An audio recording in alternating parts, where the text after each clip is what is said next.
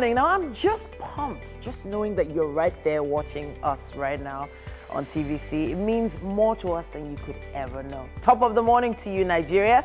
It doesn't matter what the state of the economy is like. We're just going to keep going, keep pushing all the way till Friday, every morning at 6 a.m. Now, we kind of deserve some accolades for that, if you ask me. And, well, hey, another edition of Wake Up Nigeria is all you need to start your day the right way. My name is Titilayo Oyinson. We're streaming live at tvcontinental.tv and on Facebook at TVC Connect. Please send in those comments on social media. Use our hashtag WakeUpNigeria on TVC. We need you to keep that in your back pocket so that whenever you have a post or any information you want to share with us, we can see it. Download our mobile app as soon as you can from any Android or iOS store and watch us from your mobile devices from anywhere in the world. Now, the lineup for today is, as always, packed. We have songwriter, singer, and rapper Molano, the first musical performers coming for you this week on Wake Up Nigeria. And for updates on the latest in technology all over the world, we're looking forward to Super Mike himself. He's going to be sharing with us a thing or two that he's packaged. I can't wait to find out what's going on in the tech world myself. And as always, we take a trip down memory lane this week in history. Stay tuned for what we have for you on that one. And right after that, it's another musical performance, this time from I'm in Love crooner Bolanle Adebayo. And as always, we have a number of ways to motivate you this Monday morning. Victoria Praise Abram will be here talking about how to bounce back from a fall. Now, how well do you know your car? Mr. Yomi Bosude is our guy on the auto segment. Now, he's going to be talking about understanding the instrument's warning signs. Very important. As soon as you see these signs, what do they mean? And how can you get them to stop flashing in your eyes? Yeah, we'll find out about that later. Founder and CEO of Creations Republic, Olushola Okuduga, is going to be here. He's our SME Muse this morning. He's going to be sharing his experiences as a CEO with us. Yes, indeed. SMEs every Monday. Love the fact that we get to share experiences. We get to hear from them, learn from them every single week. It's very, very important. And we have our own SME owner here. You. Hey, Mary. Hey, Mike. Hi. So I think you look fabulous today. Oh my God! Like, I looked at you and I just thought to myself, should we have an event right after? We have to. We can't be allowing all these small girls to be dusting us. You know? I don't know. It's a competition. For me today. Mike has comments lined up. No. Comment? Yes. Concerning what? I said all these small girls can't be dusting us. That's what I said. Because no, you see, what? There's always a change of guard, right? What? It was a 15-year-old lady who beat Venus. In fact, what was even more interesting about that was that the 15-year-old, the next match, she came from behind, like she was like 5 games behind.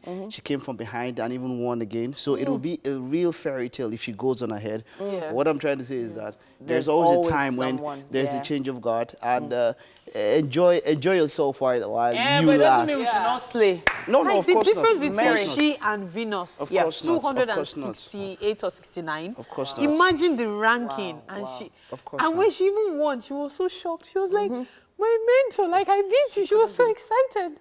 But it's important to have those kind of goals. You Yes. know? It's important especially for parents raising kids like that, to actually be able to help them see further than the best. So that girl was taught to be better than Venus, obviously. Yes. And it actually happened. Yes. You know, it makes me wonder whether I should be telling my kids that, don't worry, you can be as good as or better than. You know something That's the thing. interesting. That's No, the go thing ahead. about what I like or not, we are all in competition. One word. I was just telling you something. Have you ever heard a leader in industry or a sportsman ever tell you that you are your own competition? No. You are not. Let's see some motivational speakers there, some things, and I want to make you feel good. Look, let's tell you the fact. How do I put it now? Okay, let me make it very clear. TVC is not TVC's competition. Well, but I like the idea of trying to beat your own self. So if you are number one right now, You want to be if better. you're number one right now, So that makes sense if you're not number one. But if you're number one right now, you have to beat your own Even record. if you're number one, you see, it's strategy. You're going up against somebody, you have to study the person. Forget that one that they say, ah, la, la. It's sports in everywhere. I mean, US, a big shout out to the US women, by the way. Champions like no other. They were very close shaves, right? They are number one, but they were very close shaves. There was Spain, there was England, who were very close. But you see, you have to, if you are going to go up against somebody, especially in sport and every other thing in life, you study the person, look for the flaws, get better than the person, and beat the person. You know, I like the way you ended without beat the They person. actually, you know, made a new record. And the way things are going, if they score a treble, like if they win in 2023, they are just going, it's going to take a long while It before is. anybody can catch up with them again. I mean, big shout out to them. Yeah. Rapinoe won the best player. Big shout out to women. But at the same time, you know, she has been in the news because of her, should I say, her debacle, her fight with Trump. She would not go to the US White House. Yeah, she said so, and she said so, and all of that. But you know, the main activism has been about equal pay, which I would say, as much as the ladies have done very well, you cannot get equal pay at this moment, and it's not because you're a lady. No, it's not because of that. It's simply because of the guys draw more money. That's just it. Wow. It's not because of you. It's not a gender But not thing. for long. It's not a gender thing. They're going to be making a lot more money than the guys eventually. It's still a competition. We have to take the news update right now. And Ibrahim is on standby. Unfortunately, the competition between male and female will definitely continue about, you know, It's I'm going to make it's more a money than mindset you, you're going to thing. make more money than me. It's a mindset. Maybe you should explore It's a other mindset options thing. anyway. Nigeria has officially joined the African Continental Free Trade Area. This is after President Muhammadu Buhari signed the agreement on Sunday in Niamey, Niger Republic. President of the Republic of Benin, Patrice Talon, also signed a treaty bringing to 54 the number of African countries to have signed the world's largest free trade area deal. Eritrea is the only African country that has not agreed to the deal. African Union leaders hope the agreement, which comes after 17 years of tough negotiations, will create the world's largest free trade area. The estimate 60% boost in trade between the continent's 1.2 billion people by 2022. And the Secretary to the Government of the Federation, Boss Mustafa, has assured Nigerians of a better deal during President Muhammadu Buhari's second term. He said the president had already set the tune when he promised to take 100 million Nigerians out of poverty on Democracy Day, adding that what was left now was for him and other appointees to work towards actualizing the promise. Of statement I've ever had, and I think he has set the agenda. All we need to do now, as the people charged with the responsibility of helping him to achieve that, is to look at all the thematic areas that he has mentioned and begin to build consensus towards those areas and begin to put institutions and framework. And that informed my decision to go to the National Assembly. Some of these things will require legislation. So we need their cooperation in this stage to ensure that at least we put in place. And the police in Kano State has arrested 6 armed robbery suspects, 2 suspected car thieves and 61 other suspects at various criminal hideouts. Dangerous weapons and intoxicating substances were also recovered by officers under Operation Puff Adder. Ibrahim Hissa tells us more. Operation Puff Adder has continued to record tremendous success in Kano State. This time, 80 suspects were arrested by the police for offences ranging from armed robbery, kidnapping and car theft at various hideouts and black spots in the state. They mark yet another milestone in the achievements recorded by Kano State Police Command since the launching of Operation Puff Adder in the state. From last week to date, 87 suspects were arrested with offenses ranging from armed robbery, kidnapping, membership of unlawful society, car thieves, and others at various criminal hideouts and black spots. Out of the 80 arrested, were 5 armed robbery and kidnapping suspects were caught while terrorizing defenseless citizens, carrying out operations from their base in the state, notorious for Gore forests. Another set of suspects were also paraded by the police. 2 of them suspected car thieves, while others were apprehended at various black spots in the state. 5 armed robbery, kidnapping suspects were arrested in the state. They have been terrorizing people at Falgore Forest and other parts of the state. 2 locally made single-barrel guns were recovered from them. 2 suspected car thieves were arrested on 29/06/2019 based on credible information along Casino Road, Kano. A team of Operation Pop other detectives or operatives swung into action and arrested the culprits. The police says 3 firearms were recovered, 18 live ammunition and 16 live cartridges. Other items recovered were 15 laptops, 3 motor vehicles, 26 parcels and wraps of Indian hemp, among others. 1 suspected hard drug dealer was arrested. 3 arms were recovered. 18 live ammunition and 16 live cartridges were recovered. 18 laptop computers were recovered. 26 parcels, 250 wraps and other large quantity of Indian hemp were recovered as well. In June, the police arrested about 262 suspects who were paraded on 2 occasions. The arrested suspects have been investigated and charged to court. The Kano police insist that more suspects will be arrested in a bid to make Kano safer. Ibrahim Isa, TVC News, Kano. And outside Nigeria, United States Secretary of State Mike Pompeo says Iran will face further sanctions in response to its expected breach of uranium enrichment cap. On Sunday, Iran said it was hours away from breaching the cap set by an endangered nuclear deal reached with international powers, but from which the United States withdrew last year. Iran also threatened to abandon more of its commitments unless a solution is found with parties to the landmark 2015 agreement. The deal saw Iran commit not to acquire an atomic bomb, to accept drastic limits on its nuclear program, and to submit to International Atomic Energy Agency its pensions in exchange for a partial lifting of crippling international sanctions. And that's it on the news update for this hour. Weather update is next.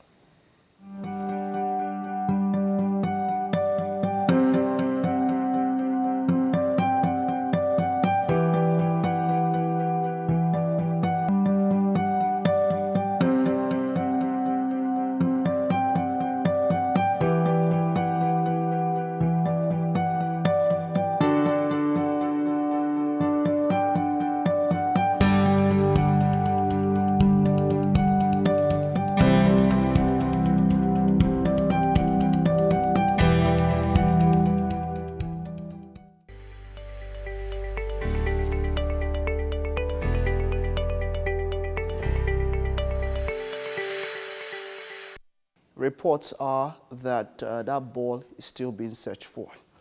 That's it on sports for now. Let's take a look at the headlines in the papers. Mikey. I could see the expression of Mike's face when that was happening in the last bit of that update. Yeah. All right, so Monday morning's newspaper headlines start like this. We have the Nation newspaper coming up first. Okay. Now, it says, Soyinka Oni to Nigerians, defend your ancestral lands. Monarch Nobel laureate warn against anarchy. We'll act our roles without fear or favor. It says here, page 6 has more on that. Sanwo-Olu didn't withdraw $470 million to fund AFCON delegation. Page 12 has more on that. JAMB to try exam cheats, impersonators. Clark urges PDP not to distract House. NSC expels 38 stockbroking firms. Free trade must be fair, says Buhari. And why I killed my girlfriend by suspect. That's what we have on the cover of The Nation. All right, so moving on to the Guardian newspaper now. How to make Africa's free trade deal work for Nigeria. Experts task government on infrastructure for competitive manufacturing. Buhari signs a treaty, vows to sustain country's leadership role. Up here, we have how intolerant Yoruba leaders broke up Afenifere. And that's coming from Oshoba via the Monday interview. Soyinka, others remember Abiola, urge action against insecurity, poverty. Police arrest pastor, 3 others for alleged rape in Lagos. Oh, wow. That's more like an epidemic now. And then, of course, the photo story here showing Professor Wole Soyinka, the president of Women Arise, Dr. Joe Dumaki, Admiral NDBC Kano, and Femi Falana at the commemoration of MKO Abiola 21 years after his death. And that was in Lagos yesterday. You can read more on all of this in the Guardian newspaper today. We have the Daily Sun coming up next. Rumbles over Ruga. It says Southern Middle Belt leaders allege plot to repeal amend Land Use Act. Niger Delta militants, Ohanese youths warn over implementation ultimatum. Arewa Forum demands scheme reintroduction. Pages 5, 39 and 44 have more information on all those stories. Lawyers to seek probe of Abiola's death at ICC. How we can overcome his death, according to Soyinka, is also explained more on page 3. Nigeria targets $30 billion as Buhari signs Africa Free Trade Pact. 2 die, 9 injured in multiple accidents on Lagos-Ibadan Highway. Atiku, PDP call witnesses against Buhari today. And finally, NCWS rejects Senator Abo's apology. That's what we have on the cover of the Daily Sun. All right, so I'm actually checking inside because there's a story that interested me. So I'm in the Nigerian Tribune now, and I see, besides Ruga, which is the big one, Ruga, rise, defend your ancestral lands on Soyinka tell Nigerians. Internal colonialism must be rejected, they say. Federal government may repeal Land Use Act, Southern Middle Belt leaders allege. Now, the story that interested me is on page 30 of the Nigerian Tribune. Sister stabs brother to death in Kano over choice of music. Two things. The fact that it's a sister, because when we hear of such things, it's usually about, the guy being violent. And also the choice of music, like, has it got into that? And then we have more. JAM to reconfirm biometrics of UTME candidates. That's on page 5. Minority leadership, leave representatives alone. Clark tells PDP. More here, or your government outgone in war of words over council probe. Alleged rape. Sheath your swords. Khan tells Fatoibo, Dakolo, others. And following an investigation, only 86 billion naira out of 2.07 trillion naira released to public universities in 4 years. Wow. That's over $1 billion withheld. Oh, wow. And then ASU insists on 200 billion naira annual intervention, says education not Buhari's priority. And finally, Avala Isilomo evicted from Bibi Naija house. So that is for those who love watching Bibi Naija. Or you can read all the stories and more in the Nigerian Tribune newspaper today. It's interesting. The eviction was not something that people planned for because it's a different structure from what they've done on Big Brother prior to this particular season. What was it like? I think there's usually like either a 3-week gap before the first evictions happen. So nobody saw it coming. And it was because of a little game. Imagine one of our Friday games actually leading to one of us being evicted from Wake Up Nigeria. That was how deep it was. One of those games, So anyhow, anything can happen.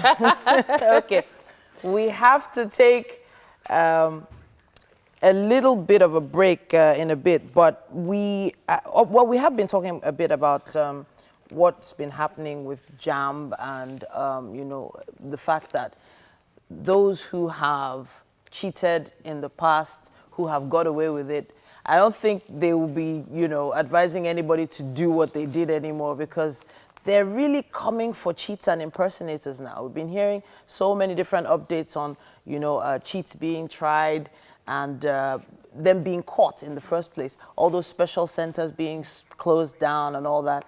It's really, really interesting that it's not happening anymore. It's not happening. Nobody's going to let it happen anymore. And it's very, very significant. Yes, it's very important. Very, very important. I was going to talk about that choice of music stuff, but let's take a look at what the back pages are saying right now. You go first. Okay, so I have this one here, which is basically on the whole Dakolo saga, you know, and you know, I read somewhere that you know, there were always questions on social media whether she had actually gone to the police to actually give an actual report or complaint. So apparently there was an official report actually sent in before the video was released. Oh, wow. So that should, you know, show how significant and how passionate she is about getting the word out there, but also making sure that the rule of law, you know, takes prevails. its course. Exactly. So for those who were doubtful about that, they don't have any reason to be doubtful anymore. An actual report was filed before the video came out. It wasn't just a social Because I thought that would be very interesting. Now, just before we go on a break, that Sister Kill's brother over choice of music was actually at a wedding ceremony. Oh, wow. So it's just insane. But is it stabbed to death? Or yes. Oh, goodness me. Yeah. She That is actually sad. stabbed him to death. And she's 19 years old. Oh, wow. And her brother is I don't 30. think, I wouldn't want to think that, you know, she thought he would die. I think maybe it was just No, a it was fit of probably anger. yeah, but that is whether, so as sad. they say, whether or not it was in anger, Wow. murder is murder. You have to get punished for it. Oh, no. Okay, we will take a break now and return shortly with the traffic situation in Lagos. Stay with us.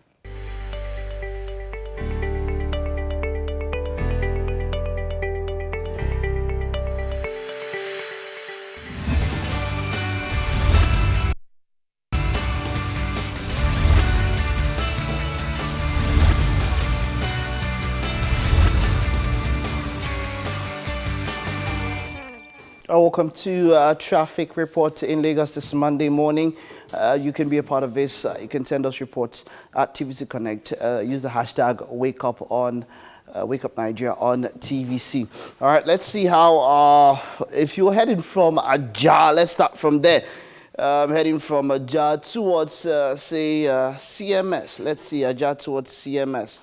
The total journey will take you about an hour, 40 minutes. That is coming from Ajah towards CMS. But along the way, let's see, once you get up onto Lekki Ajah Expressway, you get up to the point where you get to EcoBank, just before RCCG, Tabernacle of David. At that point, just in front of that, that EcoBank roundabout or so, you'll spend about 5 minutes on in the traffic there. Immediately after that point, it's quite free up until around the Scintilla area.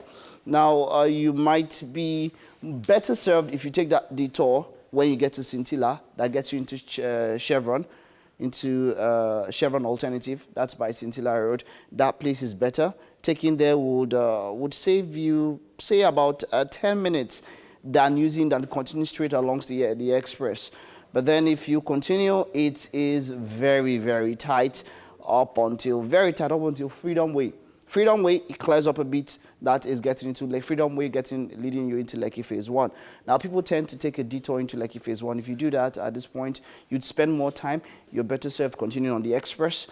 You move on the express up until, well, it's give and take, back and forth, little traffic along the way, up until you get to CMS, you know. So that is it. But if you are heading from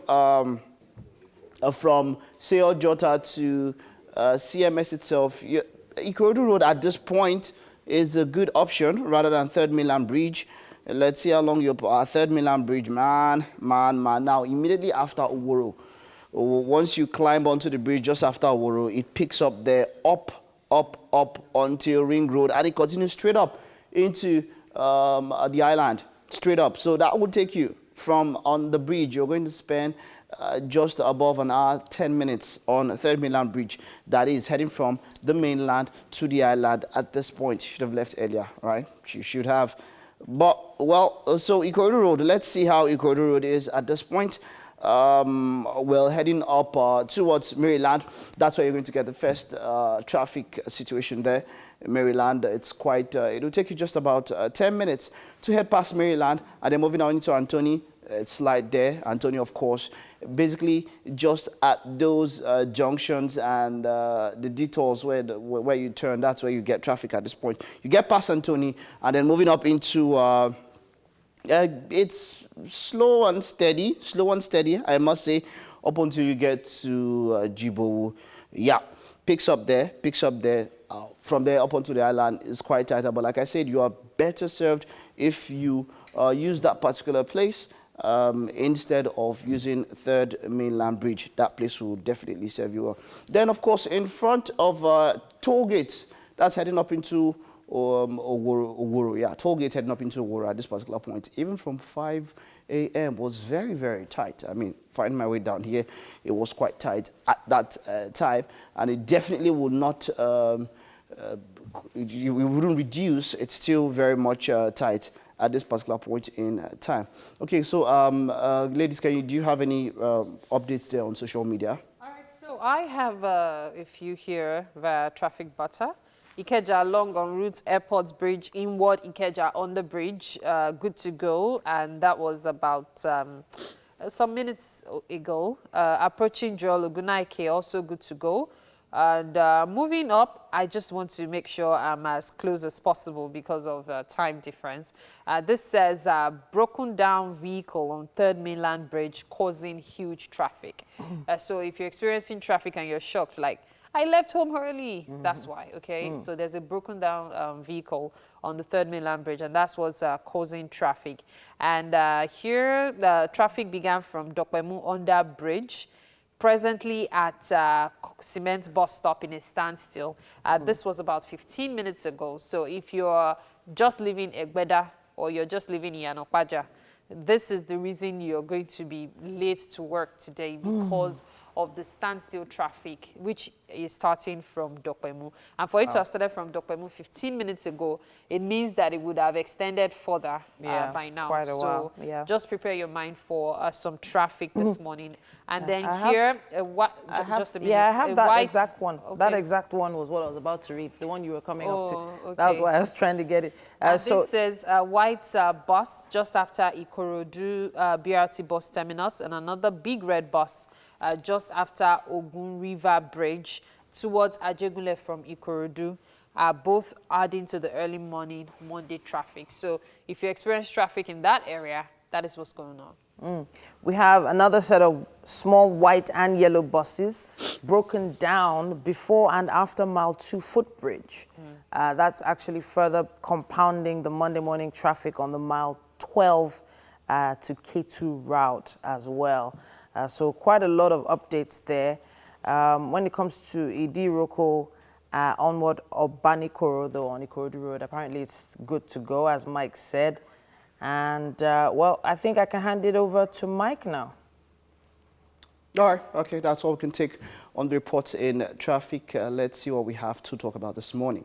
It's a very interesting question. So, I don't know, because of, I don't know what led to this for me, but the whole Big Brother thing, I've been trying my best to follow it. It's not, obviously, I can't follow it back to back like some people do, but I've just been trying to look out for things. And so it was trending yesterday.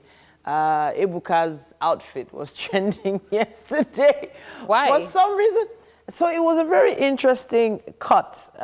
It was like a boo-boo stroke, agbada stroke, buba stroke. I don't know. It was just, it was really bright blue, well tailored and everything. No issues with it. But it was just the style. I don't know. I think people just had an issue with the fact that he's really breaking out of the norm with his outfits on the live shows these days. So it was really, really interesting that it started trending again. It just goes to show what a good outfit can do for you. Yeah. But then again, not a lot of people expected any evictions to happen yesterday on Big Brother.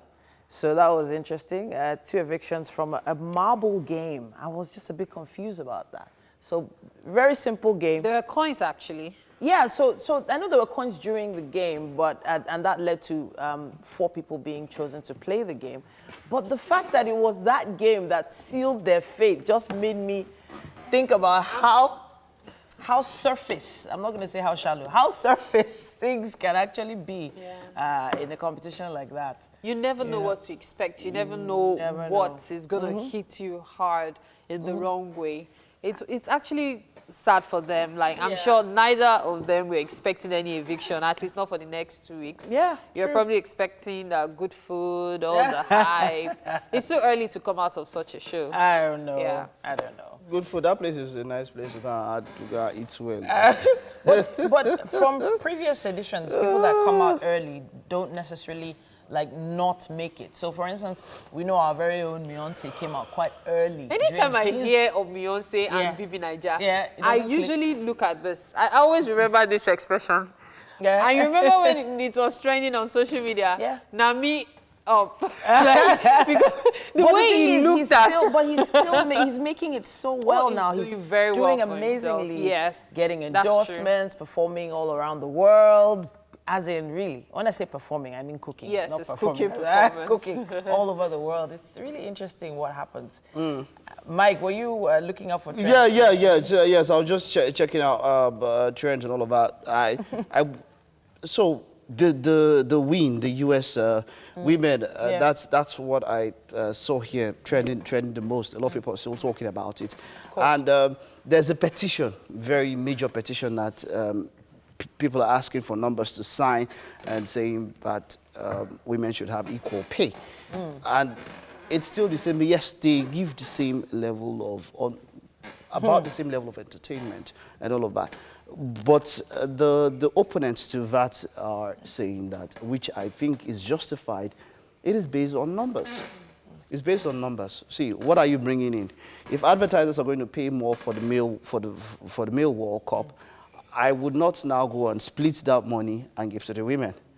So it's more or less like, okay, what you can draw. Yes, maybe, definitely the women need more, should I say, investment in female football. But at this point in time, the numbers are with the male. Even prior to this World Cup, I don't think there's been as much PR, as much push for the Women's World Cup as there has been this year.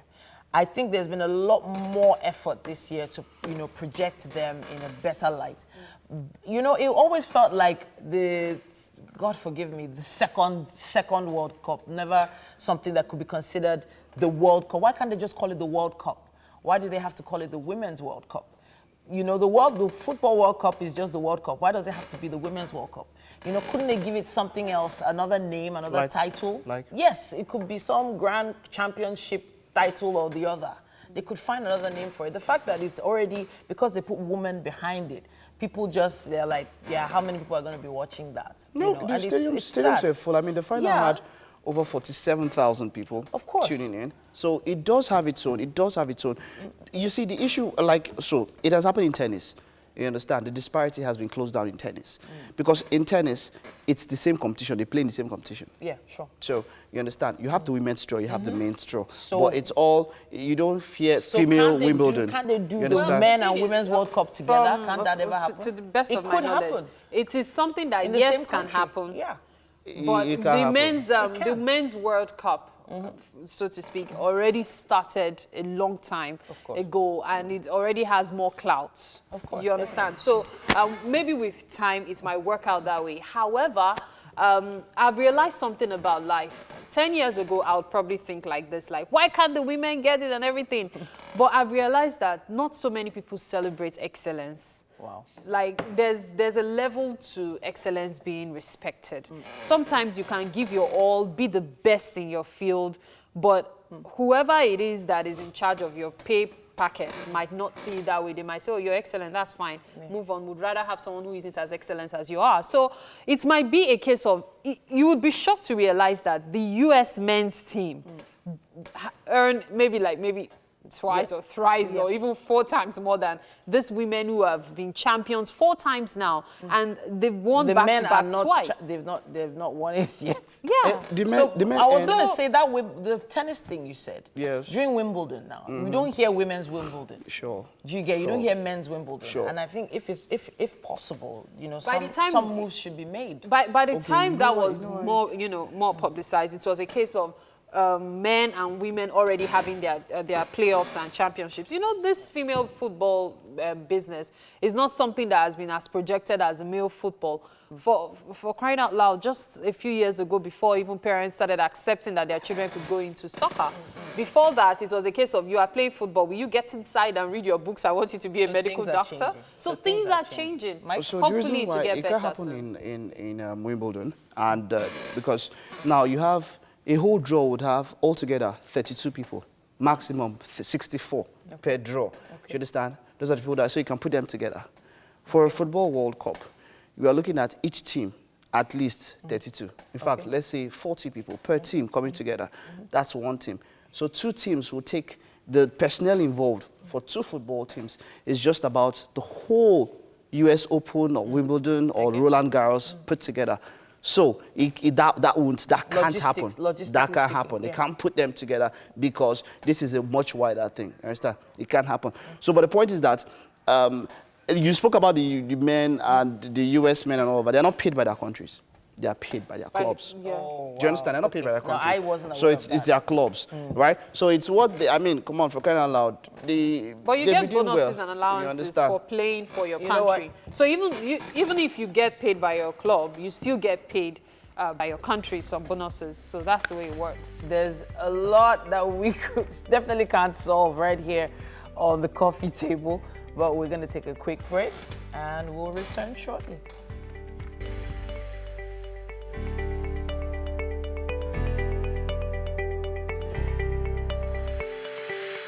Let's take a look at some new things happening in the world of technology.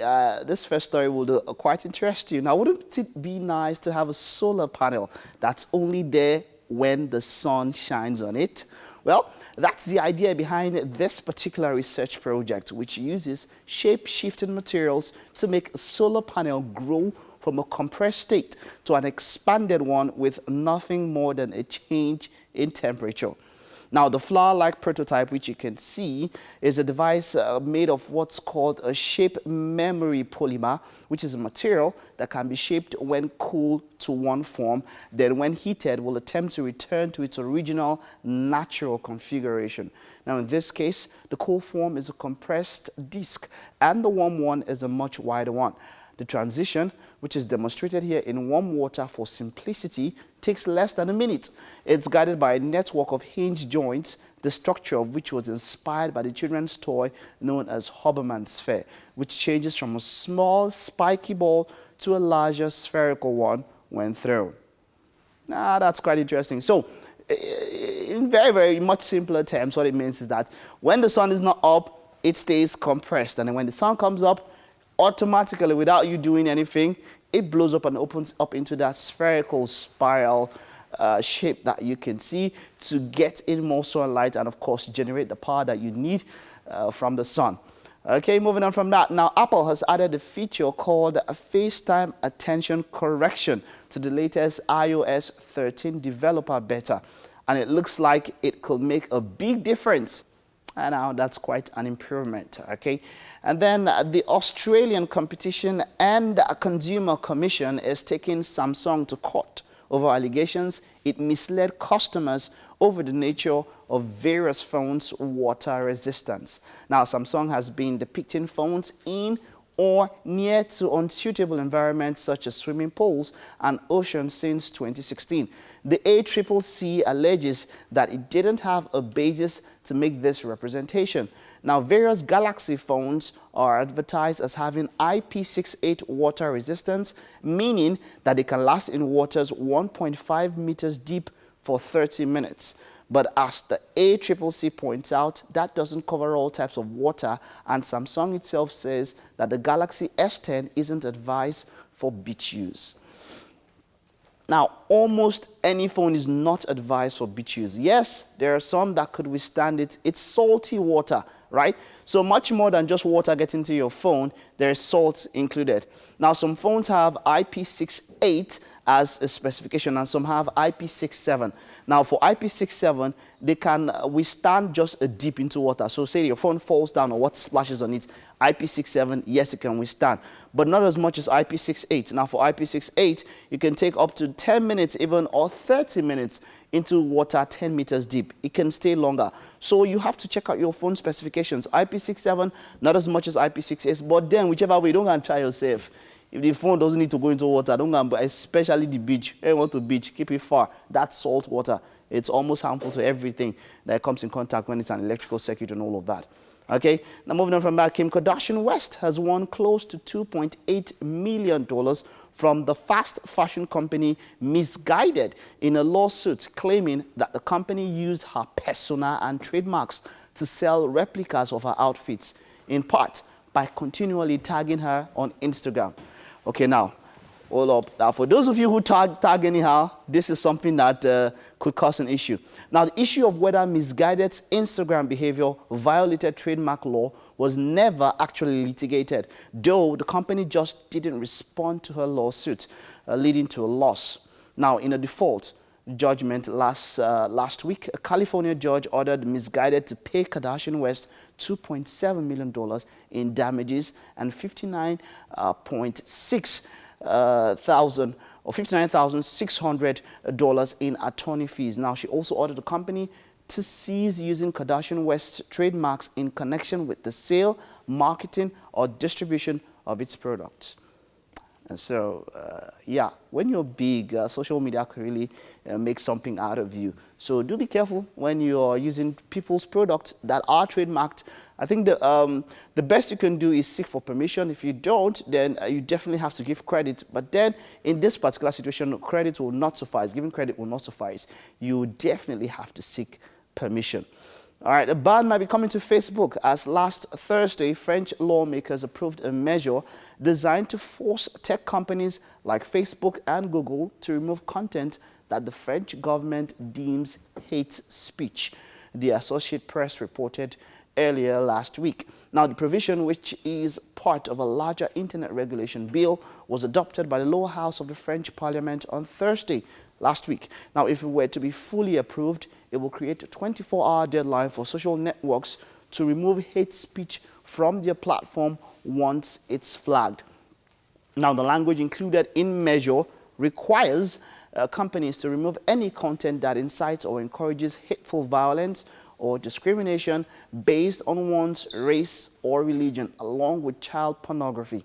Now, if the platforms do not remove the content within that time frame, they could face up to €1.25 million fine. Okay, so now basically now this is the point in what that happens now. Be careful of the kind of videos you share on social media. I think it was yesterday, there's a particular video that I saw. I didn't actually go through to read it. It was a lynching of somebody in Owerri. So that's the title. Allegedly, the person was in Owerri. So that's the title. I just did not open it. But then those kind of videos now, the point is that this regulation from France is saying that you have to ensure that these videos are taken out in due time by the social network. So what it means is that Facebook, Instagram, I don't know about Twitter because, man, there's a lot that goes on Twitter, savage, and people just post up any stuff there. But then, hey, come on. We should be careful the kind of videos that we put up on social media. A number of them get reported. Now, when your video gets flagged quite a number of times and reported, you could probably lose your account. Now, that's quite something. You could probably lose your account. But in this particular point in time, ensure that be careful about the videos you post. Violence is one. Get violence out. Then child pornography. Now, that's a very big one. That one gets almost automatically flagged. Child pornography, that's the one that's definitely out of it. Child pornography, don't do that. Don't put up videos with children involved because, of course, that's quite very, very serious. And any other thing that you think would be, you know, that would get quite offensive material. Just be very careful what you put out there on social media. But then at this point in time, the blame will go to the social networks. They have to take down those videos or those pictures that you post. Right? That's all we can take an update on tech this morning. It's a Monday morning, and one very nice way to start your Monday morning is music. right? Music is a very wonderful way to start your Monday mornings. So we have Bolanle in the house. Of course, she started music in 2006. She's written a couple of songs and has recorded them now. She released a video to one of them, I'm in Love. Oh, aren't we all in love? Well, with something. It doesn't have to be with someone. We're all in love, something or that. Well, it's just... it's something that love is not only, restricted to Valentine. It's all across the year. Hello, Bolanle. So, who are you in love with? Can you tell me? Who are you in love with? I'm in love with my guy also. Love is a beautiful thing that everybody that have the feelings in their mind also. Sir. All right, good. All right, good. Take it away.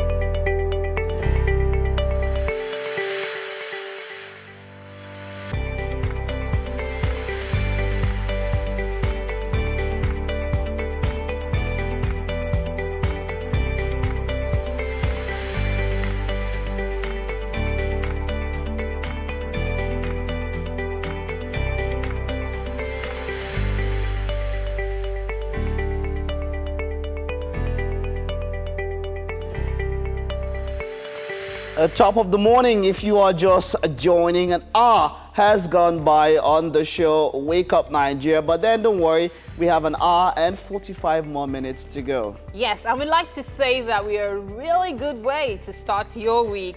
Things only get better and better on the show every day. And you deserve nothing but the best, and that's why it is so. Now, once again, thank you for being a part of this show, and welcome. My name is Mike Messikelo. And I am Mary Bashua Alimi. We're streaming live at tvcontinental.tv and on Facebook at TVC Connect, so you can send in your comments across our social media platforms with the hashtag #WakeUpNigeria. You can also download our app on Android and iOS stores so that you can watch us anywhere around the world, wherever you have internet. You can also interact with us via the app. You can send and share messages also. Yeah, just a quick edit. It's no longer Wake Up Nigeria. It's hashtag Wake Up Nigeria on TVC, okay?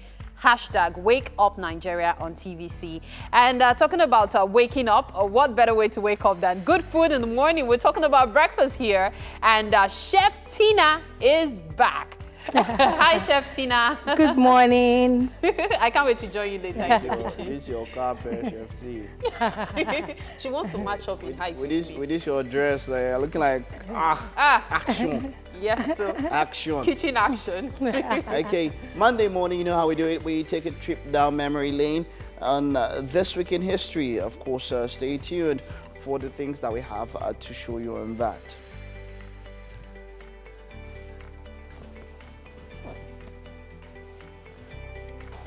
And as always, we have Victoria Praise Abraham motivating us as well by giving tips on bouncing back from a fall.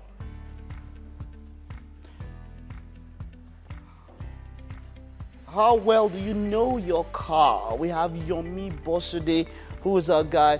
On the auto segment, he'll be talking about understanding the instruments warning signs. Very interesting, that. And then, of course, we have the founder and CEO of Creations Republic, Olushola Okodua. He'll be our SME muse this morning, and he'll be sharing his experiences as a CEO with us. We look forward to that. So I don't know, you might not be catching me looking towards the door. I'm actually just waiting for Titi to just walk in, but she's around somewhere. She'll definitely join us shortly. Yeah, talking about SME and all of that, you see, okay, so there's been bashing for some people being called CEOs, and an economy that will do well is an economy that supports small and medium scale enterprises, which is what SME is all about, small and medium scale enterprises. And you know, and I think that apart from even what they're doing, there are different times when trainings are happening, because a number of small and medium scale enterprises still, you know, the idea is to start, but then there's still a lot to learn on the way. In fact, someone said that if you stop learning, that's when you die. So even as a CEO and all of that, you also need to learn, you'd also have to learn how to grow businesses and make them mega, the blue chip companies that we have here, the mega industries, they all started from one person, maybe somewhere and all of that. So they can't get there. Let's give them the support, but then they also have a lot to do when it comes to learning. Doing business is not easy. At all. Not at all. It takes a lot of perseverance. You will definitely hit some roadblocks that will make you want to give up. But it's something that if you're determined and you tell yourself that I have a goal, you can work towards achieving it. It's definitely something you can do. Right?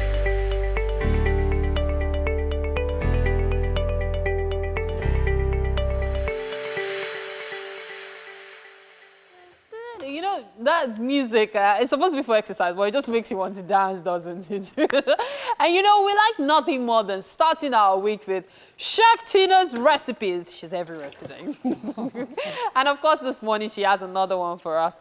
So Chef Tina, while we are trying to follow you to anywhere you go this morning, what do you have for us? Good morning. Yes, I'm making ofada fried rice this morning. You know, it's good to do something different. Ofada fried rice? Yes. Like ofada can barely make jollof rice. You're going as far as fried rice this morning. Are you serious? Yes, sir. Okay, this is one recipe I'm interested in. Because I have a bag of ofada rice at home. I'm trying to figure out what to do with. I was thinking I was buying normal parboiled rice. Okay. Because it's made in Nigeria. And I like buying made in Nigeria rice now. And then I found out it was actually ofada rice. So it's quite tasty if you cook it normally. Yeah. But when you try to make it into jollof rice, what happened? let's just say that our lives remain the same. But you know what? You can actually make the recipe and the ingredients actually are on your screen right now, so you can check them out. Ofada fried rice and chicken. So we're going to run through the ingredients right away. Chef Tina, over to you. Okay, I have my green peas. Yeah. Onions, Okay. carrots, Yeah. runner beans, rosemary, my seasoning cube, spring onions, Always. garlic paste, red pepper, and green pepper. Okay. Then my ofada, I'm just trying to like Sieve it. Sieve it. Because you did some parboiling Yes. with it. Okay. And then, of course, eggs. I have my eggs in here too. Black Black pepper and and salt. salt. Okay. So let me just bring the rice. Okay, so while Chef Tina brings the rice, I can have the pleasure of checking out the chicken. She's going to yell at me because the chicken is barely cooked. But hey, I'll take the yelling as long as I get an extra portion today, you know. We're talking of ofada fried rice. I've never heard anything like that before. Chef Tina and her recipes. Now, wow. So, Chef Tina, we are going to make the ofada, like, are we going to cook it now? The rice? Or it's the parboiled stuff you're going to put all the ingredients into? Because I know ofada takes a while, especially the raw ones like Yes, we're going to cook it. We're going to cook it? Yes, I just parboil it. You know, there are some ofada rice that you can get some stones in there. Okay. So take a look at the ofada rice. We'll show you more of the magic, but that will be very soon because we have to take a break right now. Stay with us. It's still Wake Up Nigeria.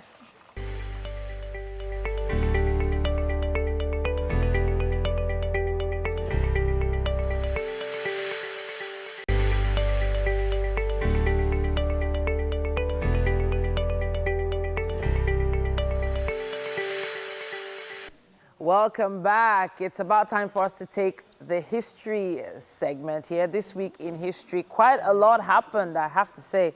And interestingly, our first story has to do with Nigeria. Now, on the 6th of July, 1967, the Nigerian Civil War erupts.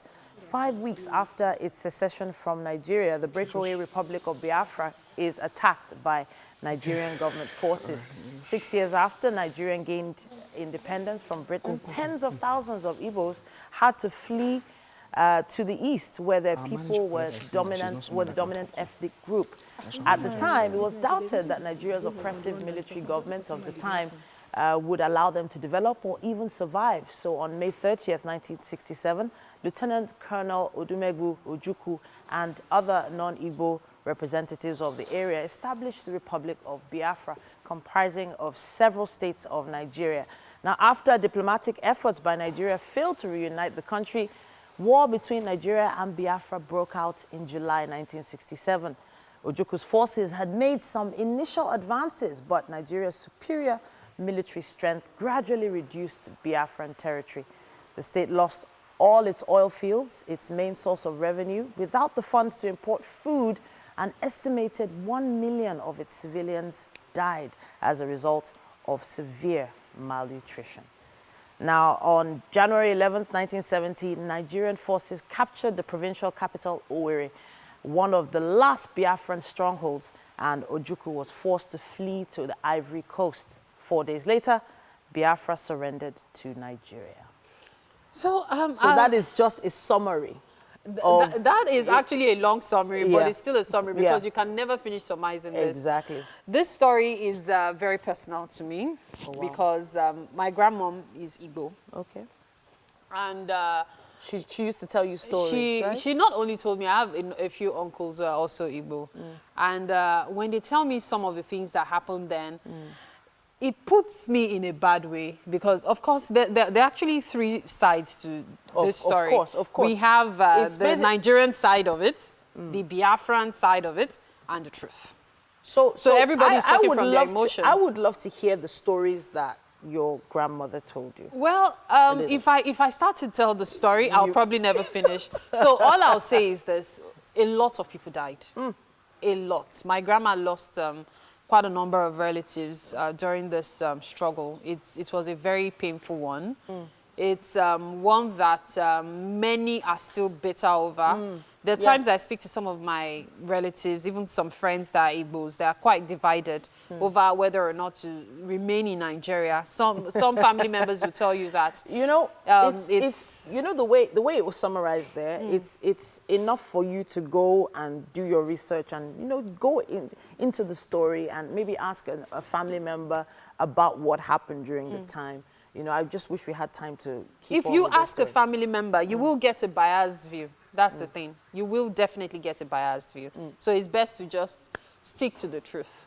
Okay, so from that clip, you could see people floating, right? Yeah. So apparently all those people are dreaming. And in order to get them to come out of the dream, the whole idea of the film was that they needed to fall. Wow. And they couldn't fall until he actually finished what he wanted to do. Oh my goodness. He ended up putting them in an elevator and simulating a fall. Well, all the rage then. When you talk about sailing, you see everybody, oh, he's a sailor, you're so cute. The white hat used to get me. Oh I can really imagine.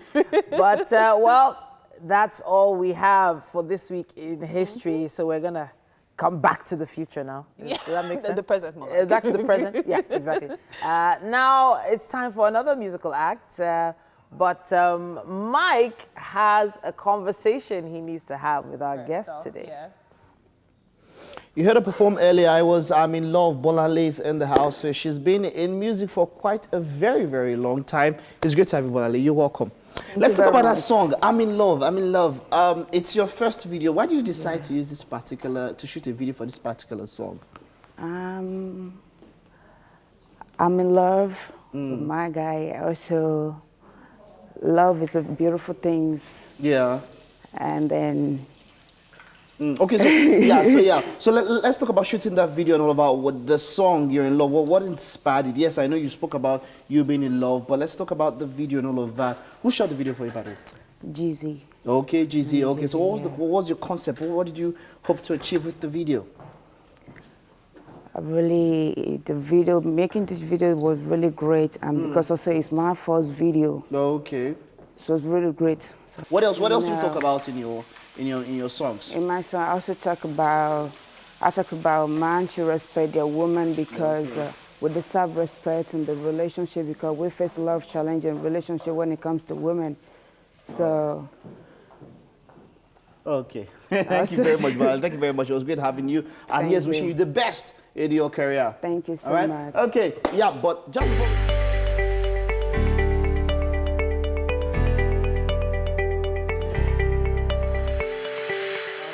It's still Wake Up Nigeria.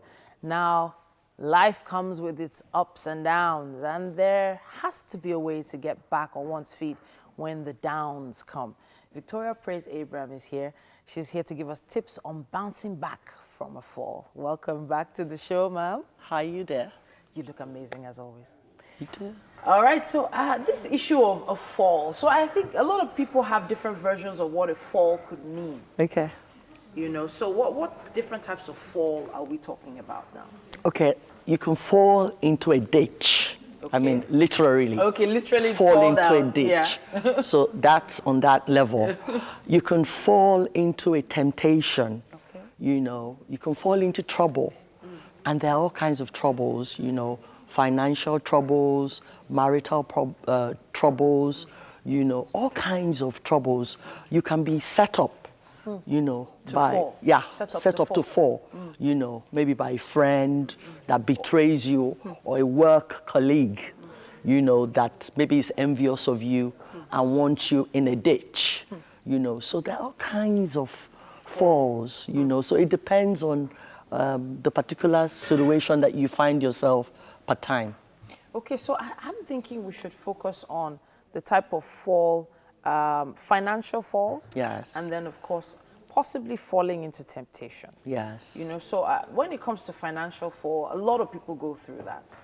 A lot of people have maybe made mistakes Yes. with their investments or, you know, just miscalculated or calculated poorly.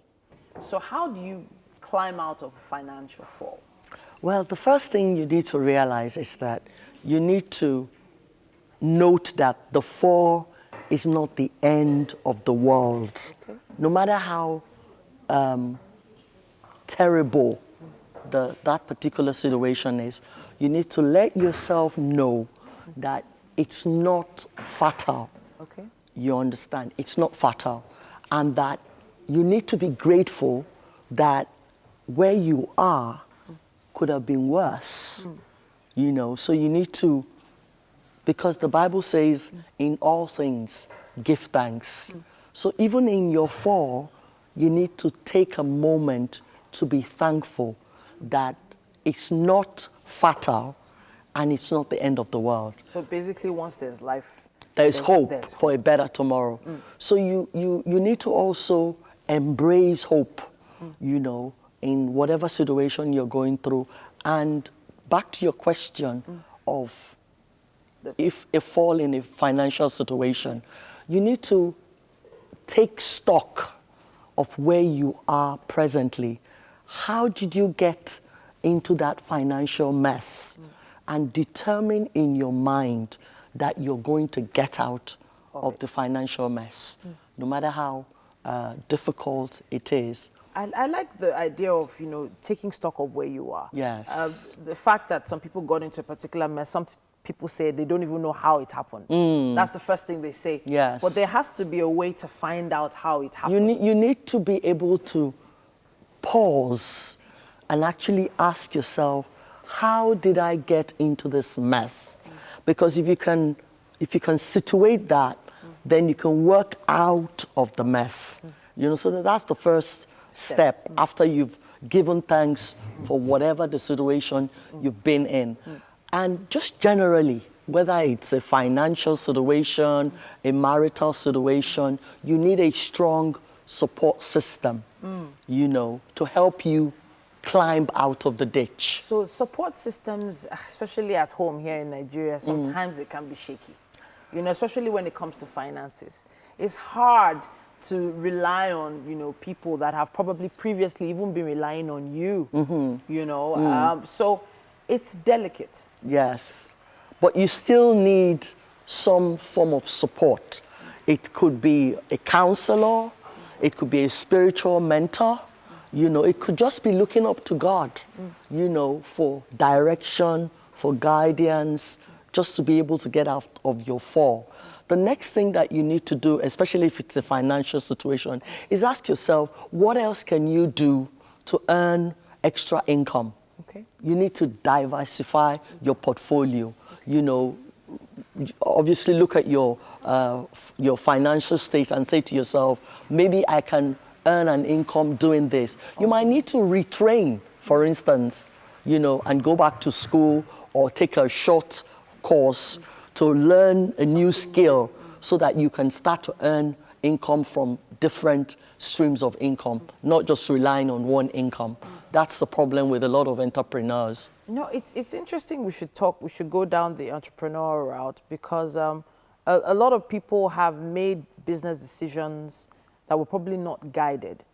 So I read somewhere that it's because they didn't do enough research. Yes. So would you advise people, read some particular books or do something like that? It's important to know your onions. And that means that you need to take out time to do proper research.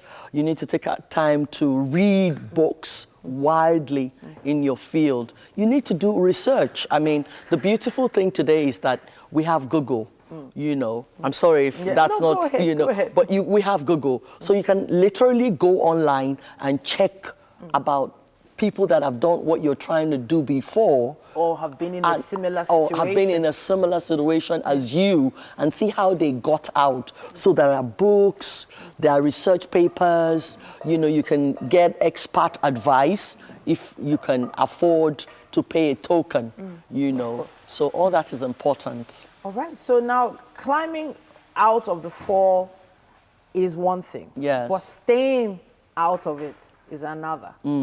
Some people steadily try to climb out of a situation, but then might even see themselves almost crawling back into it again. The best way to avoid that kind of a situation is to learn the lessons of the fall. Okay. You need to sit down and say, how did I get into this?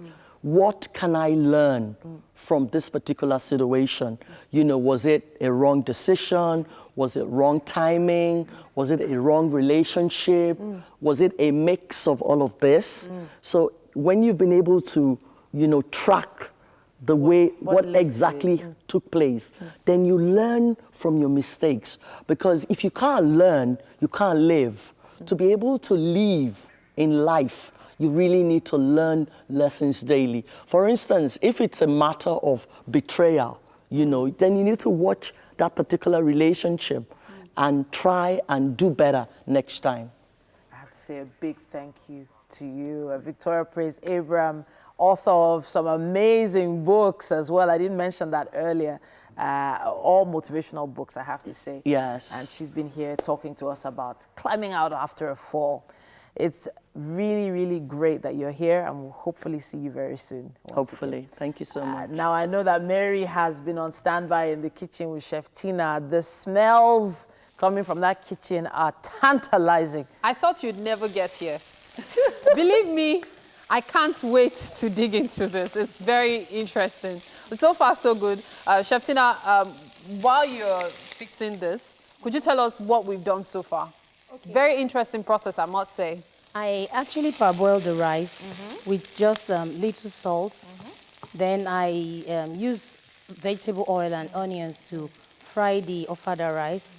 Then the vegetables are just the one here ready now. Then I have my scrambled egg. I'm going to add it up to the rice. Rice, yeah. Now, before you start wondering, especially for those just tuning in, what has ofada got to do with scrambled rice? And with scrambled eggs, rather. Chef Tina is making ofada fried rice today. Yes, you heard me right. I did not say ofada and sauce. Ofada fried rice. So if you have this ofada at home and you're tired of the usual ofada with the ofada sauce or ofada with something else, this is something you should try. So you fry the rice, yes. literally. Yes. Then all my vegetables, like I rightly said, it's on. I'm just frying it because I want it to look crunchy. So as for those just tuning in, as I said, you've missed a lot. The menu is on your screen right now, the ingredients we're making use of, okay? So you have ofada rice chicken, green pepper, red pepper, garlic paste, that's what's doing the magic on the chicken, spring onions, salt, seasoning cubes, rosemary, eggs, and vegetable oil. Oh gosh, you know I love stir fry. Just look at the colors there. So the next thing I'm going to do is just to pour the vegetable in here. Okay.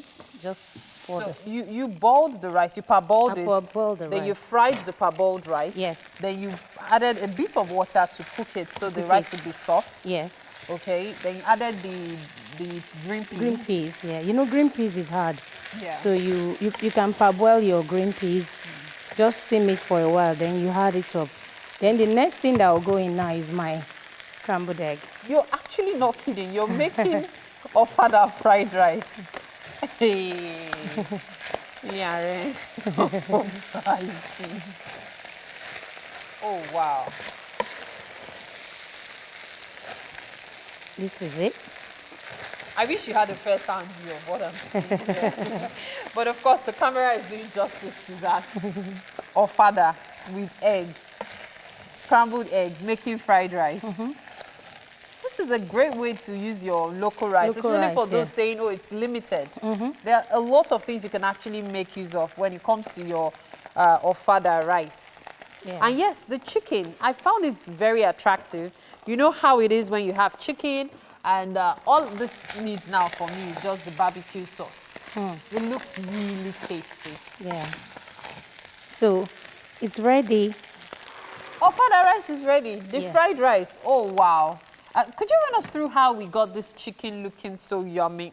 Okay, I really wanted to get the concept of barbecue. Okay. So I added my, I marinated the chicken and I actually used more of that garlic paste. Okay. You know, to get that burnt Yeah. So in feel. case you're wondering, you saw garlic paste on the ingredients list. This is what we made use of it for. And actually added garlic paste to the rice also. So my seasoning cubes, salt. That's all, yeah. And it has this barbecue look, but it was fried. Oh, wow. This is nice. So, lucky for me, and I know Titi and Mike are giving me side eye now. I don't care. I get to have the opportunity to have a plate of this. Yes. But it does look like it's almost top of the hour. That's a problem because I cannot be eating and be saying hi at the next hour. They won after all. Okay, so we will take a break and resume for the third hour of the show. 2 hours gone by, 45 more minutes to go. You don't want to touch your dial. Stay with us.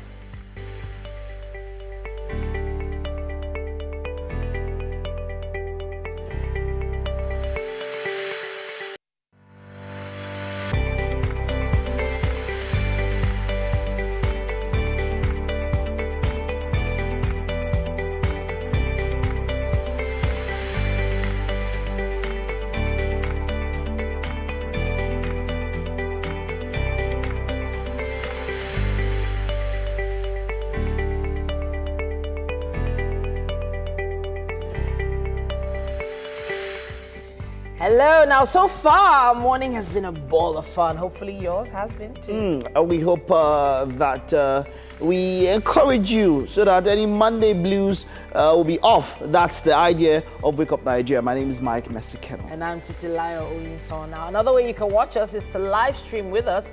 If you have to leave the house, you have to do something, you have to cook breakfast, not to worry. tvcontinental.tv is the website, and of course, Facebook Live at TVC Connect.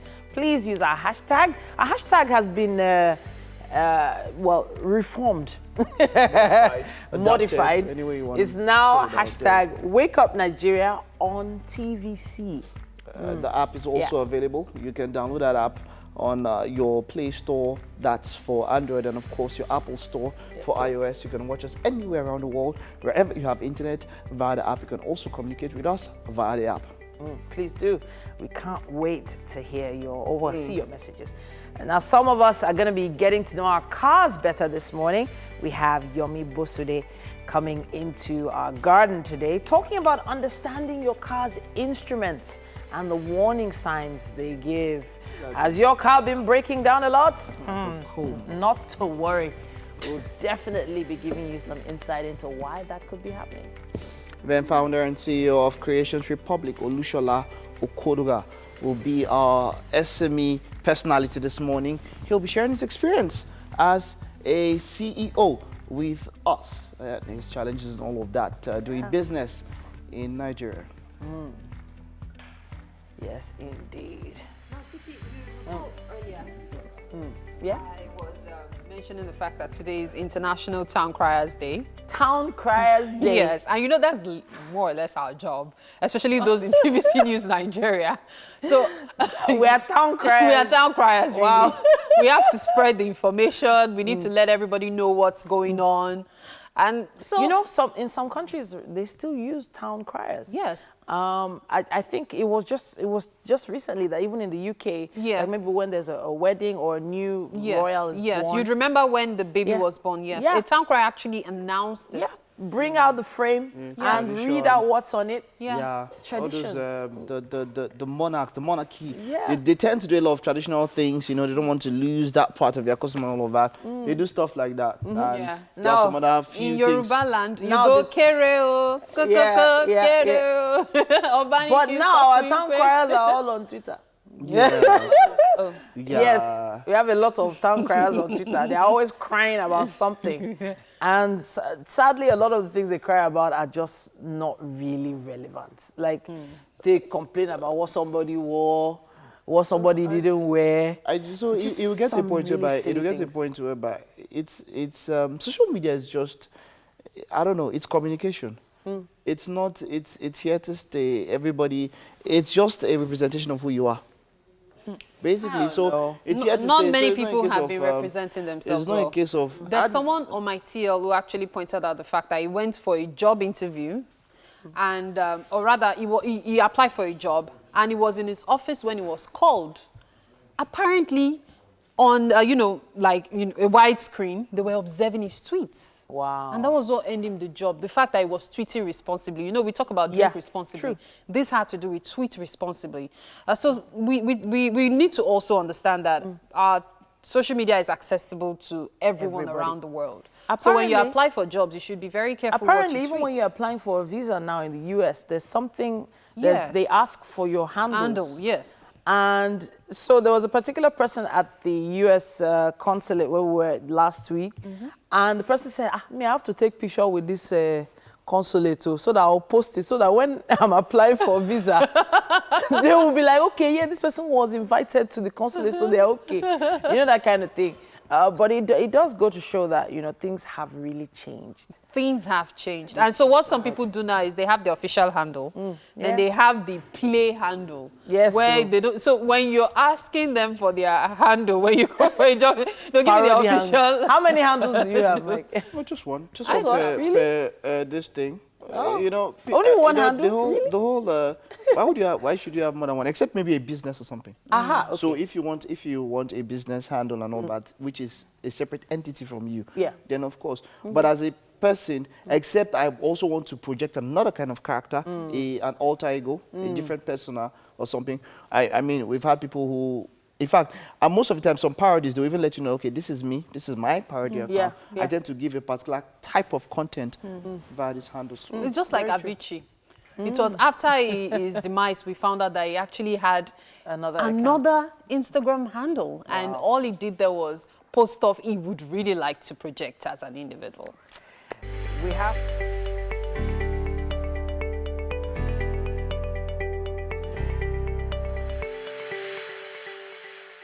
All right, then, you're welcome to the Guardian Radio on Wake Up Nigeria, and it's time for the Automedics segment.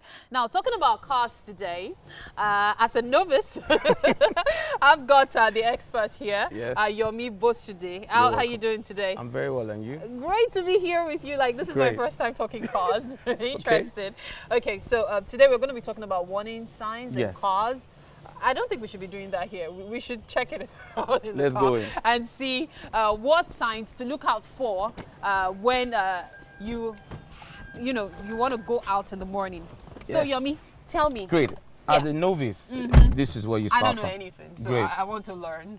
Great. Being a novice, this is called your instrument cluster. Okay. This part, yes, the entire thing is called the dashboard. Okay. But this portion is called the instrument cluster. Okay. Now, before starting your car, of course, I believe you'd have checked out your water reservoir outside, the engine oil, and all the basics, because that's where you need to start from. Every morning? Yes, every morning. You should check that out. Then coming to this portion, the instrument cluster, very important.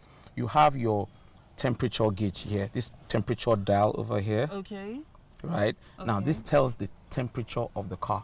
Okay. Now, you have the low end and the high end. Now, the high means hot, really hot, and you have a red line. Okay. Your car should never operate in that region. Okay, so when should you start getting scared? Because even once you I don't know much about cars, but I know overheating is a big problem. It's a big problem, and it can cost you a lot to fix. Oh, wow. Oh, yes. Oh, wow. Oh, yeah.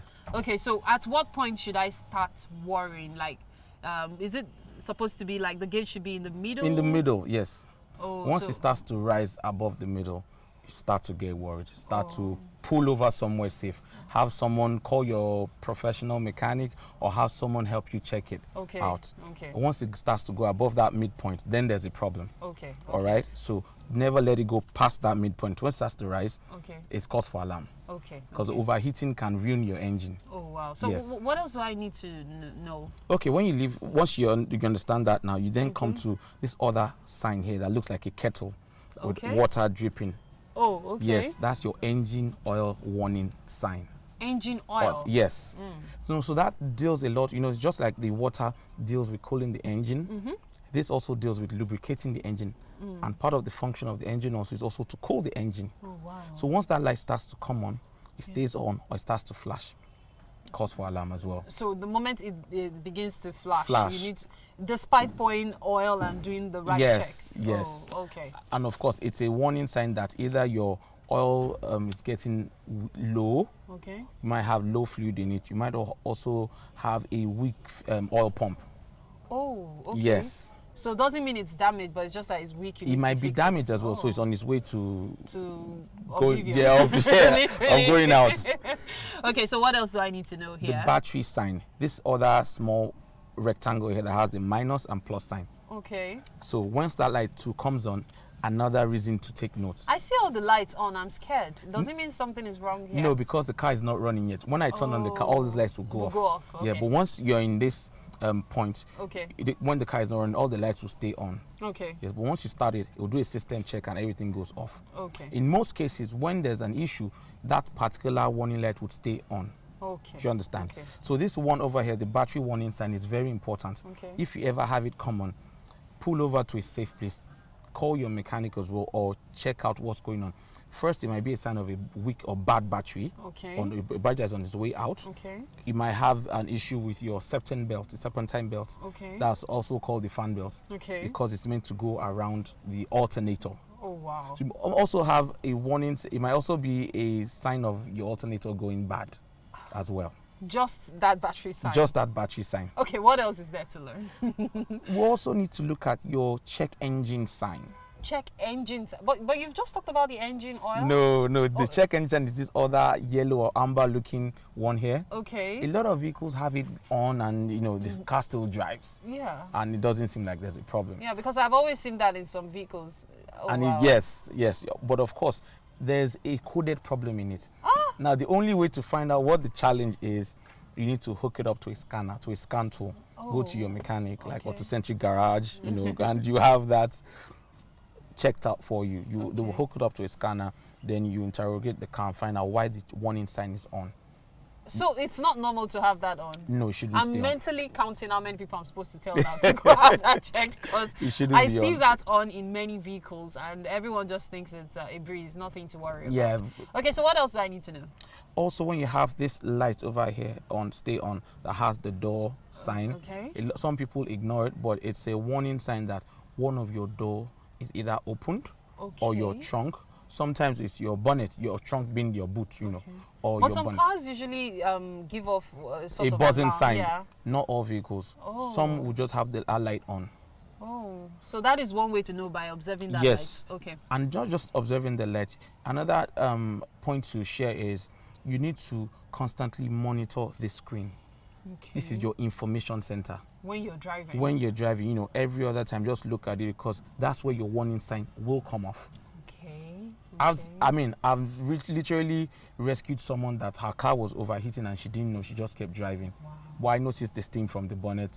I flagged her down. I pulled her over and her temperature was already in the red zone, which I warned about. And she didn't know. She didn't know. She just kept driving. All she noticed was that the AC stopped working. But she just thought maybe the AC had issues and she just kept driving. Wow, that's scary. That's really scary. It's a good thing it didn't get any worse. And it can cost you a lot. Thank you for coming at that time.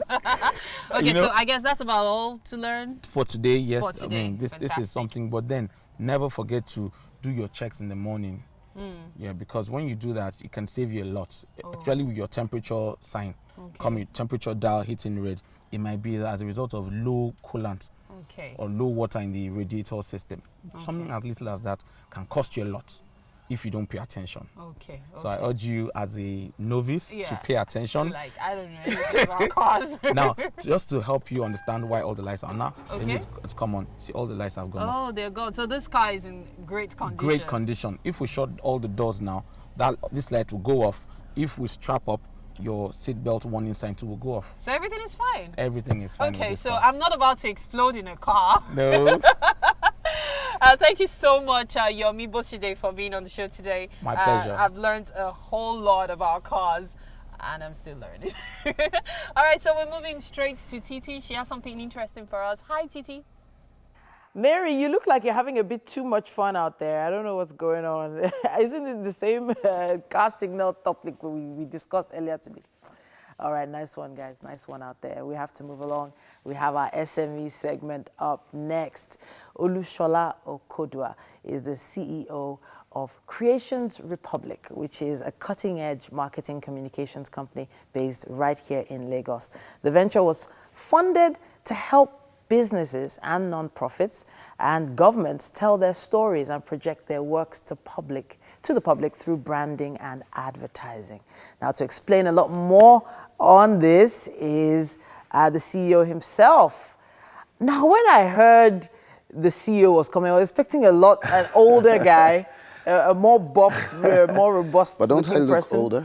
No, you don't. You look very Okay. young to I am actually. started and put together a company like this. So let's just explain to people what the business is all about. Okay, so this is a service business. It's called Creations Republic, and we're into PR, advertising, public relations, which I said earlier, branding, and also communication strategies. And what we basically do is to help nonprofits. We help the government and also the private sectors to sort of like tell their stories, especially marketing communications departments of each of this organization that I mentioned. And we just sort of like use that to tell their stories, create their brand identity, and of course do their social media and their communication strategies for the company. So that's what we basically do. All right. So a lot of people, when they hear of an SME or they hear of a small business, they don't think about a company like yours. They think of someone who's either buying or selling. Yeah. Right, but you are considered an SME. Oh, yes. What's your staff strength like? So we have, right now, we have about 6 people working with us. Okay. We have 2 contracts, but people who work with us full-time, about 6.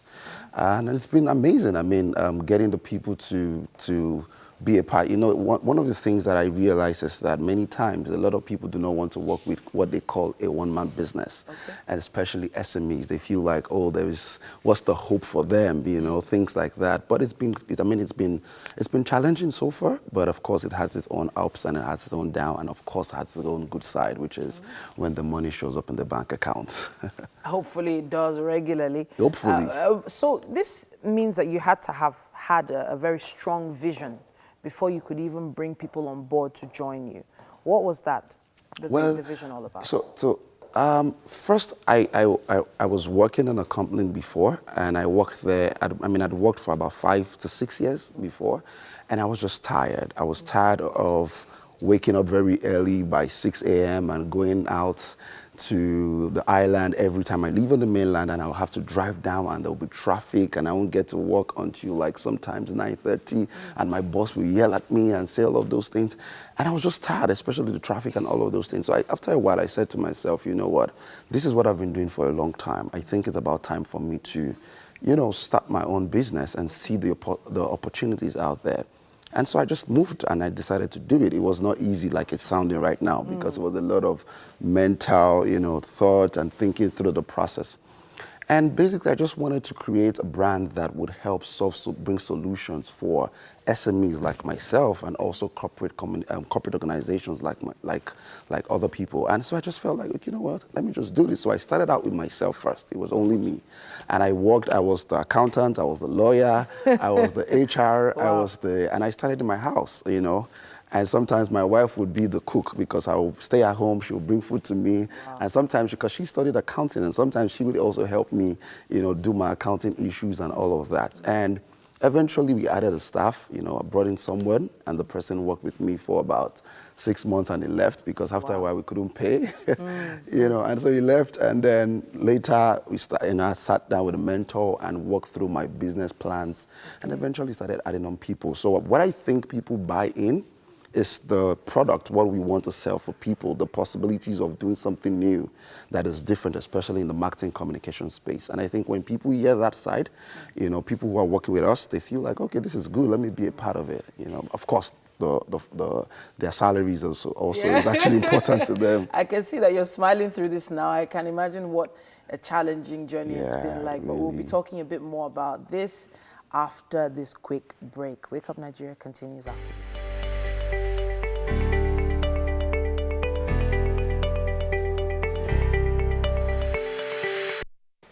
Welcome back. Wake Up Nigeria continues. Our SME segment has the CEO, Mr. Olushola Okodua, and he is the CEO of his own marketing and communications business.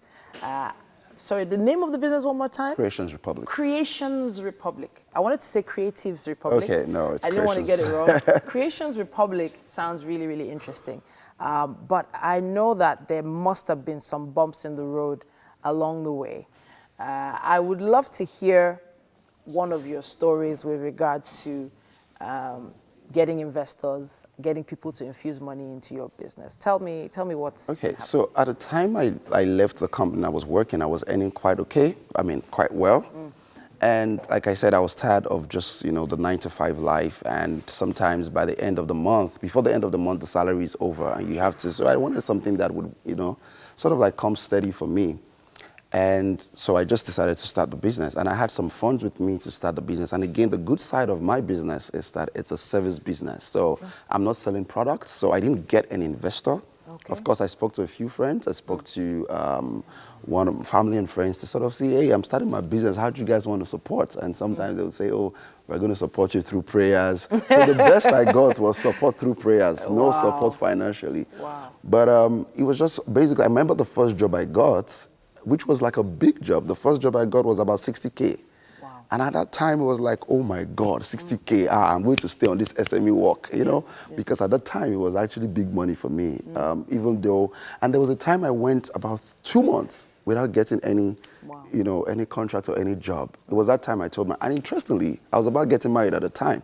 So I told my then fiancé and my wife now that, you know what, I'm going back to paid employment. Wow, okay. Because this is not working. But I just stayed there, you know, just hoping that things were going to work eventually. And thank God, looking back now, I'm glad. Wow. So there was never a point where you said, you know what, did you actually give your CV out at any point? Well, I rewrote the CV. I didn't give it out. So I wrote it somewhere and I just kept it there and saying, you know what, if this thing is not going to work, I'm going to give myself 2 months. If this thing is not going to work, I'm going to go back. But for some interesting reason, I just felt that there's something more here, you know, there's no going back. How do I tell people that, okay, there was no just going back for me. So it's either it was going to work but I think looking back now, there's certain things I should have learned. Before I started being an SME, I just jumped into it. I just bumped myself into it. But now, looking back now, I'm knowing that, okay, there are certain things I should have done better, you know, which would have helped me in those seasons to understand the flow, you know, that is not, I was used to the salary life, you know, so. Yeah. I want to talk a bit about your customers now, your clients. And I know that clients all have their own differences. So do you have any clients that have given you serious challenges? And how have you been able to manage them? So I don't know if I'm okay to say this on the air, but don't mention their names. No, I'm not going to mention the client's name. Yeah. But I realized that the big clients don't give you problem. Really? They don't. Oh, okay. And they pay well. They don't give you problem. But you see, the ones that pay you small money. They want you to resume in their house. They want you to resume in their house. They will call you the money. Do you know how much I've paid you?